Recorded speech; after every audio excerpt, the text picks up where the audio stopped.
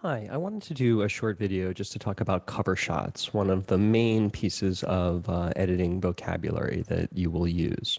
So the idea is this, we can be cutting an interview and place a cut in that interview, either putting, changing the order of something or constructing a sentence or just literally connecting things that are separate in the interview, cutting out some in between. And we can use a cover shot or B-roll to hide that edit. And it's one of the key features of nonfiction editing. So let me just show you how it works in Premiere Pro. Okay, here we are in Premiere Pro, and I've already constructed an edit down on the timeline here. So let me just play this back for you. Daily routine is getting up early before the sun usually. I really enjoy surveying the farm, getting an idea of where things are at in the still of morning.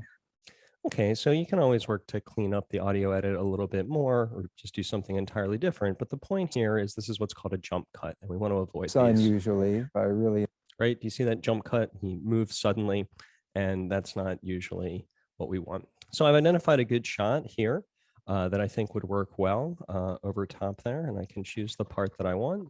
This is him surveying the farm. So I mark my in, I mark my out. You can always adjust these later. And now I have some choices here. If instead of dragging from the video itself, I drag here from the drag video only, I can just take this and place it over top of the edit. And right away, we have the semblance of our cover shot. So I'll play it back for you. the daily routine is getting up early before the sun usually. I really enjoy surveying the farm, getting an idea of where things are at. Now you can continue to build and add more shots. You don't have to go back to the interview there. And I want to point out that you can also layer the audio. In this case, the audio is pretty similar, but let's say you're using the babbling brook or something with sounds underneath. You can also layer in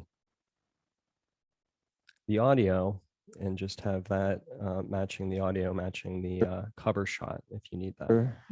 The sun usually. I really enjoy surveying the farm, getting an idea of where things are at in the Okay, so just know a couple things. When video is placed on top of video, what plays by default is the top. So this is exactly the same as if you just place it there. That's going to play the same. So either way, sometimes I'm going to undo. Sometimes people like to leave their interview intact underneath their cover shot. But audio, when you layer it, is going to mix them together. So if this is an appealing sound, it's just a little more bird sound. You can layer it under there. If it's something you want, it's going to feel weird if the bowling alley B-roll doesn't have bowling alley sounds. You're going to want to layer it there. Or in some cases, you can leave it out if that has bad sound or just annoying or distracting sound. Okay, real quick, that's just a key technique. A minute to learn, a lifetime to master. The choices you make, the cover shots you choose, the way you edit the bytes, that's what's key. But technically, that is how you construct a cover shot.